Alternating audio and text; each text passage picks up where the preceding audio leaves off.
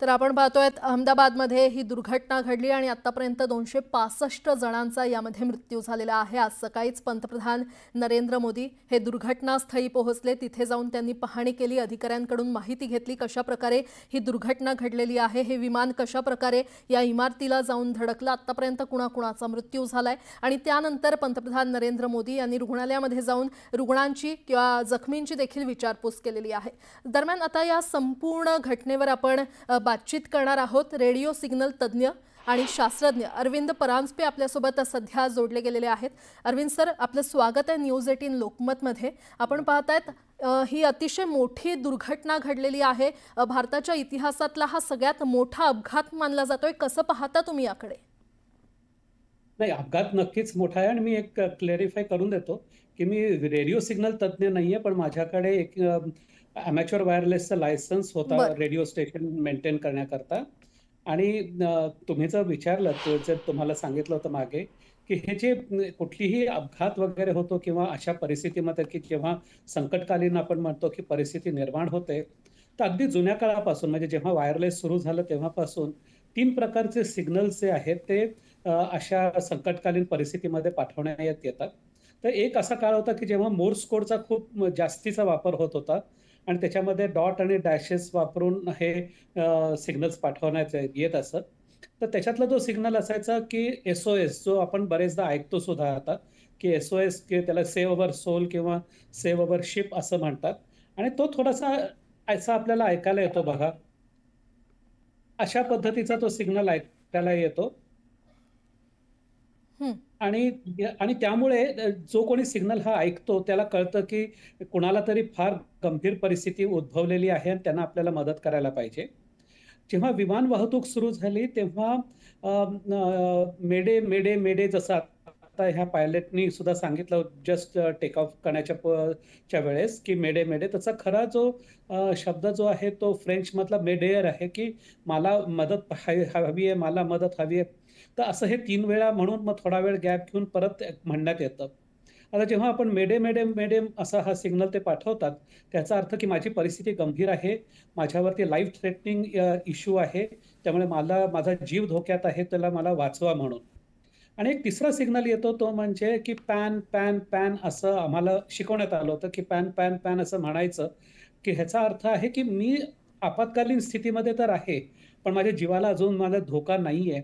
आणि हा सिग्नल दुसरा कोणीही पाठवू शकतो। म्हणजे जर समजा तुम्हाला दुसरीकडनं, आता हे समुद्राच्या वाहतुकीमध्ये जास्ती झालेलं आहे की एखादी जहाज बुडताना दिसते किंवा त्रास तिला होतोय, तर आजूबाजूचे लोक सुद्धा हे सिग्नल पाठवू शकतात। आणि काही सिग्नलच्या फ्रिक्वेन्सीज आहेत ते निश्चित असतात। तर काही वेळेला तुम्ही ज्या फ्रिक्वेन्सीवरती, ज्या वेव्हलेंथवरती तुम्ही आपल्या कंट्रोल टॉवरशी संपर्क साधलेला आहे, त्याच ते तुम्ही लोकांना सांगतात की माझ्या विमानाला त्रास आहे। आणि ह्याच्यातला चौथा छोटासा भाग येतो तो म्हणजे की मेडिकल। तर पॅन म्हणताना पॅन मेडिकल म्हटलं की त्यांना कळतं की आपल्याला डॉक्टरांची गरज आहे। तर अशा 3 प्रकारचे सिग्नल जे आहेत ते मेरिटाईम म्हणजे जहाज वाहतुकीमध्ये किंवा विमान वाहतुकीमध्ये हे वापरण्यात येतात। आणि ह्या जसं मेडे मेडे मेडे आहे, ते ह्याला सगळेजण खूप गंभीर रित्या घेतात। आणि जर समजा आता हे तर अगदीच लगेच कोसळलं, पण वरती जे दुसरं एखादं विमान जर आकाशात असेल तर त्याच्या संपर्कात येणारे जितके स्टेशन्स आहेत ते सगळे मग अटेंड होतात आणि तयार होतात। आणि सहसा जिथे ते विमान उतरणार असेल ते तिथलं कंट्रोल टॉवर लगेच आजूबाजूच्या विमानांना जागा करून त्याला उतरण्याची व्यवस्था करतात। तर हे एक खूप जसं मी ऐकलंय की अत्यंत म्हणजे अगदी रेग्युलर असं ड्रिल असते ही हे करण्यात येते पायलट्सना किंवा जहाजांना। हे छान चांगलं शिकवण्यात येतं, तसंच कंट्रोल टॉवरमध्ये पण असतं। तर अशा पद्धतीने डिस्ट्रेस सिग्नल, जे आपण हे इंग्रजीमध्ये म्हणतो, असे हे सिग्नल्स देण्यात येतात।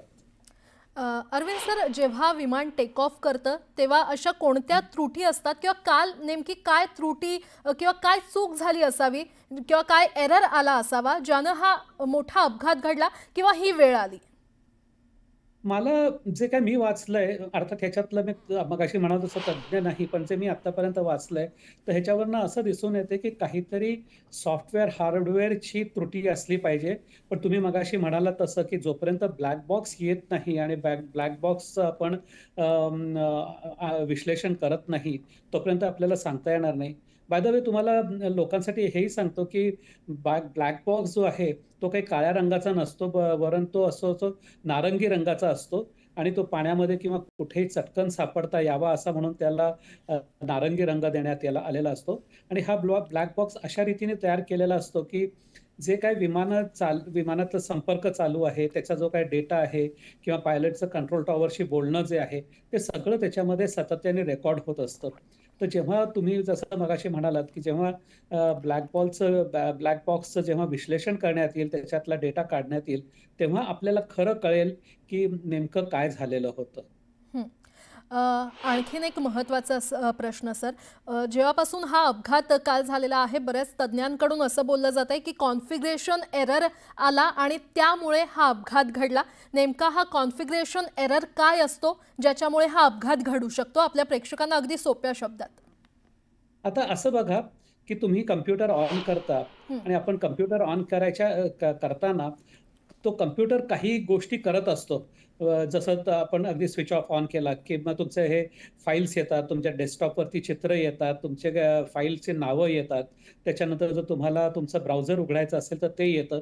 तर हा जो सगळा सिक्वेन्स आहे किंवा कम्प्युटर तुमचा प्रिंटरला किंवा तुमच्या कॅमेऱ्याला कनेक्ट करणार असतो. तर हा जो सगळा सिक्वेन्स आहे, जर त्याच्यामध्ये एरर आली तर ते हे वायर जाऊ शकतं. मग त्याला कळत नाही नेमकं आपण काय करणार आहोत ते, आणि अशा प्रकारे होऊ शकतं. तर सोप्या भाषेत असं सांगता येईल की तुम्ही जर मोबाईल ऑफ केलात आणि परत ऑन केलात, तर तुमच्या लक्षात येतं की तो ऑन करण्यामध्ये काही सेकंद जातात, कधी कधी 20 ते 25 सेकंद जातात. तर तेव्हा तुमचा मोबाईल त्यांची सगळी सिस्टम जी असते ती सॉफ्टवेअरनी बघत असतो, चेक करत असतो. आणि मग याच्यात त्रुटी आली तर तुम्हाला कल्पना आहे, काही लोकांना कल्पना असेल की आपला मोबाईल ऑन सुद्धा होत नाही आणि मग आपल्याला रिपेअर माणसाकडे जावं लागतं आणि तो म्हणतो की आम्हाला सॉफ्टवेअर अपडेट करून द्यायला पाहिजे. तर सोप्या भाषेत सांगायचं तर एवढंच आपल्याला सांगता येईल. हं. अरविंद सर, कालच्या विमानामध्ये जे कॅप्टन होते सुमित हो, सबरवाल, हे खरं तर हो. अनुभवी कॅप्टन होते. मात्र काही सेकंदातच त्यांनी मेडे हा सिग्नल द्यायला सुरुवात केली. जेव्हा करेक्ट. अशा प्रकारचा सिग्नल कंट्रोल रूममध्ये येतो, त्यावेळी नेमकं काय केलं जातं? आणि जसं आपण पाहिलं, काही सेकंदात त्यांनी हा सिग्नल दिला. त्यामुळे जेव्हा टेक ऑफ करण्याच्या आधी काही तांत्रिक बिघाड आहेत का, काही त्रुटी आहेत का, हे कॅप्टनच्या लक्षात आलं नसावं का? नाही, त्याच्या नक्कीच लक्षात आलेलं असावं. आणि मग परत आपण हेच म्हणू की जेव्हा ब्लॅक बॉक्सचा डेटा येईल तेव्हा आपल्याला कळेल ते. पण त्या कॅप्टनच्या नक्कीच त्यांच्या लक्षात आलेलं असावं, कारण अनुभवी कॅप्टन आहेत ते होते. आणि त्याबरोबरच जसं कंट्रोल टॉवरमध्ये सुद्धा असा सिग्नल आल्यावरती सगळे त्या सिग्नलला प्रायोरिटी देतात. म्हणजे त्यांची ड्रिलच अशी असते की जर अशी काही परिस्थिती निर्माण झाली तर ते ऑटोमॅटिकली त्यांना ते प्रायोरिटी देतात. आणि त्यांचं ट्रेनिंग इतकं चांगलं असतं की त्यांना विचार करावा लागत नाही. एक सेकंड नेचर जसं आपण म्हणतो तसं मेडे मेडे मेडे जेव्हा हा म्हणाला, पायलटनी म्हटलं, तेव्हा सगळे लगेच तिथे अटेंड झालेले तडक हे तयार झालेले असावेत. पण आपल्याला ह्या सगळ्या ह्याच्यामध्ये अवधीच खूप कमी होता, जवळजवळ जसं 25-30 सेकंदाचा होता, त्यामुळे काही करणं त्यांना शक्य झालं नाही. बरं. अगदी अवधी कमी होता, वेळ कमी होता, त्यामुळे काही करणं शक्य झालं नाही, हे खरं आहे. मात्र जेव्हा अशा प्रकारचे सिग्नल कॅप्टनकडून, पायलटकडून कंट्रोल रूममध्ये येत असतात, तेव्हा नेमकं कंट्रोल रूमकडून काय केलं जातं, ज्याने हे अपघात टळू शकतात? अच्छा, मग ह्याच्या संदर्भात मी तुम्हाला एक उदाहरण देतो आणि हं. काही लोकांनी तो व्हिडिओ पण बघितला असेल, की एकदा एका विमानाचं जे चाक आहे, पुढचं चाक आहे, ते सरळ असायच्या ऐवजी ते आडवं झालं, ते उघडलंच नाही. आणि ते दिसलं तर तेव्हा असे डिस्ट्रेस सिग्नल झाले आणि शेवटी फार शर्यतीने, म्हणजे मोठ्या प्रयत्नांनी त्यांनी काय केलं, की जिथे विमान उतरणार होतं तिथे त्या ट्रकवरती ते चाक रेस्ट करण्यात आलं आणि अशा प्रकारे ते विमान वाचवलं. अशा अनेक गोष्टी होतात आपल्याला YouTubeवरती वगैरे आपल्याला हे व्हिडिओ बघायला मिळतात. पण मी हे सांगेन की जर तुमच्या हातात वेळ असेल ना, तर हे पायलट म्हणजे ह्याची दुर्दैवी घटना आहे हं. सबरवालांची. पण हेच जर समजा त्यांच्याकडे अवधी असतं तर मला खात्री आहे की त्यांनी नक्कीच हे वाचवलं असतं, कारण इतके अनुभवी आणि निष्णात पायलट आहेत. कित्येकदा आपण असंही बघितलं की नुसतं एक इंजिन फेल होऊन सुद्धा पायलट विमानाला उतरवू शकतो. तर पण दुर्दैव हेच म्हणावं लागेल आपल्याला की अवधी फार कमी होता कुठलाही ऍक्शन घेण्यासाठी, आणि बरं. विमान सुद्धा पृथ्वीच्या जमिनीच्या खूप जवळ होतं. हेच खूप आकाशात वर असतं, तर ते ग्लाइड सुद्धा त्यांच्या करण्याची क्षमता असते बरं, त्यांच्यामध्ये. बरं. सर माफ करा, थोडंसं थांबवते. एक मोठी बातमी समोर येते, ती आपण प्रेक्षकांना सांगूयात. एक मोठी बातमी, एअर इंडियाच्या विमानाचं एमर्जन्सी लँडिंग करण्यात आलेलं आहे. थायलंडमध्ये या विमानाचं एमर्जन्सी लँडिंग करण्यात आलं असल्याचं कळतंय. बॉम्ब असल्याची धमकी मिळाल्यानंतर हे लँडिंग करण्यात आलेलं आहे. फुकेतवरून दिल्लीला येणाऱ्या विमानाचं एमर्जन्सी लँडिंग करण्यात आलं असल्याचं कळतंय. या क्षणाची अतिशय मोठी बातमी आपण पाहतोय. या विमानामध्ये तब्बल 156 प्रवासी असल्याची माहिती मिळते. मात्र एअर इंडियाच्या या विमानाचं एमर्जन्सी लँडिंग करण्यात आलेलं आहे. अधिक माहिती देत आहेत आमचे प्रतिनिधी प्रशांत लीला रामदास आपल्यासोबत जोडले गेलेले आहेत. प्रशांत, एअर इंडियाच्या विमानाचं थायलंडमध्ये एमर्जन्सी लँडिंग करण्यात आलं असल्याचं कळतंय. नेमकं कारण काय अपडेट?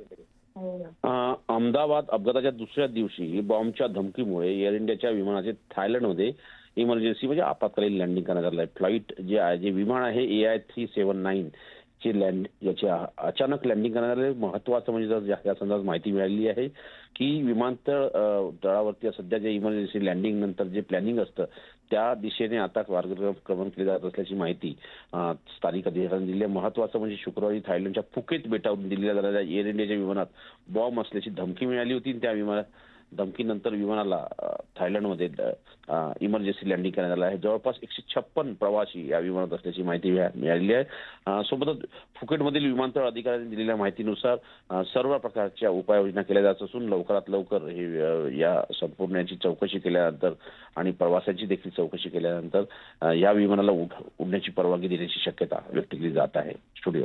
बरं प्रशांत, अपडेट घेत राहू. तुर्तास धन्यवाद या सविस्तर माहितीसाठी. तर आपण पाहतोय विमानामध्ये 156 प्रवासी होते आणि एअर इंडियाच्या विमानाचं एमर्जन्सी लँडिंग करण्यात आलेलं आहे.